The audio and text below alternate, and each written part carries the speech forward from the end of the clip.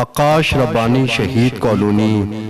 جس کو کاغان کالونی کے نام سے جانا جاتا ہے، یہاں پہ اگر اس کی حالت زار کی بات کی جائے تو وہ انتہائی شرمناک حالت میں ہے۔ جیسا کہ آپ دیکھ سکتے ہیں کہ پورے کاغان کالونی آکاش ربانی شہید کالونی کے روڈ پہ کھڈوں کی برمار ہے، اور یہاں پہ مسجد بھی موجود ہے جس مسجد کا نام ہے سمندر خان۔ تو نمازی جب بھی یہاں سے نماز پڑھ کر نکلتے ہیں تو ان کو ناپاکی کا سامنا کرنا پڑتا ہے، اور مزید یہاں کے لوگوں کا یہ کہنا ہے کہ یہ کینٹ کا علاقہ ہے، اور ہم لوگوں کو اس قسم کی شدید مشکلات، چاہے وہ کچرا ہو، پانی ہو، بدترین حالت ہو روڈ کی، اس طرح کی مشکلات کا سامنا ہے۔ اور یہاں کے جو علاقہ مکین ہیں ان کا مزید یہ کہنا ہے کہ ہم لوگ ٹیکس دیتے ہیں، اور جب ریاست یا کینٹ بورڈ ٹیکس لیتی ہے تو اس کے عوض وہ یہ روڈز اور باقی بنیادی سہولیات دینے کی پابند ہوتی ہے۔ لیکن اگر یہاں پہ بات کی جائے روڈ کی اور